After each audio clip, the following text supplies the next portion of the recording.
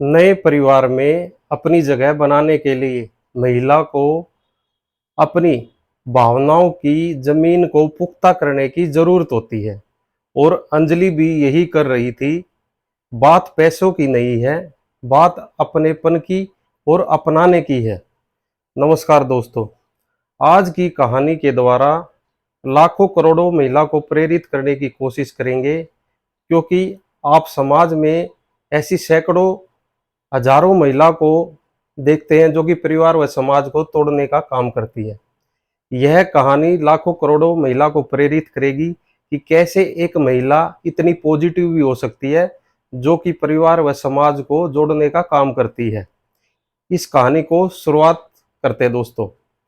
अरे मनोरमा, ये मेरे बैंक अकाउंट में 80,000 रुपये किसने ट्रांसफर किए हैं?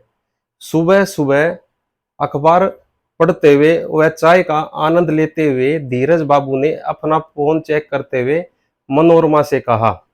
मनोरमा दोस्तों यहाँ धीरज बाबू की पत्नी है। आगे मोबाइल में मैसेज चेक करते हुए धीरज बाबू कहते हैं, मनोरमा ये तो अंजलि ने मेरे खाते में ट्रांसफर किए हैं। दोस्तों, अंजलि यहाँ पर धीरज बाबू और मनोरमा की पुत्र वधू है। पिछले महीने ही उनके इकलौते पुत्र अमित का विवाह अंजलि के साथ हुआ है, जो कि दोनों ही बेंगलोर में सॉफ्टवेयर इंजीनियर हैं। तो इसमें परेशानी की क्या बात है, घबराने की क्या बात है? आप बहू से ही फोन करके पूछ लेना। खाना परोसते हुए मनोरमा ने धीरज बाबू से कहा। इसके तुरंत बाद ही धीरज बाबू ने अंजलि के पास फोन किया और कहा कि बेटी, आपने मेरे अकाउंट में इतने पैसे क्यों ट्रांसफर किए हैं? दूसरी तरफ से अंजलि, जो कि इनकी पुत्र वधू है, वह कहती है कि पापा जी चरण स्पर्श, पापा जी यह मेरी पहली तनख्वाह है। और कहते हैं कि विवाह के बाद हर बेटी का नया जन्म होता है और नए जीवन में ससुराल में नए माता पिता सास ससुर के रूप में मिलते हैं।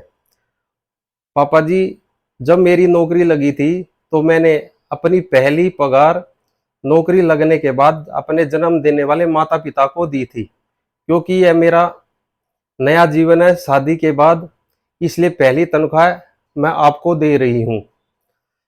बेटी की ये बात सुनकर धीरज बाबू ने कहा कि मेरा बेटी मन गदगद हो गया।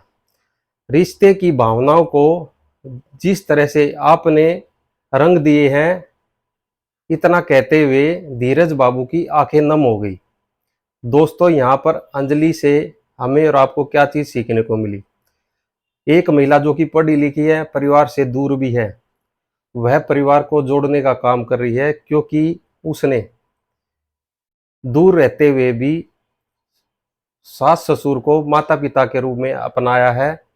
और इससे लाखों करोड़ों महिला को बहुत कुछ चीज़ सीखने को मिलेगी, क्योंकि समाज में हम आसपास में देखते हैं कि किसी महिला की या किसी माता पिता की इकलौती संतान है, जो कि उसके सास ससुर दूर रहते हैं और बेटा व पत्नी अलग रहते हैं, क्योंकि यहाँ पर जो उसकी पत्नी होती है वह सास ससुर के साथ नहीं रहना चाहती। क्योंकि दोस्तों कहते हैं कि जो लड़की मायके में अपने माता पिता से जो चीज़ सीखती है, वही अपने ससुराल में उन चीज़ों को अमल करती है।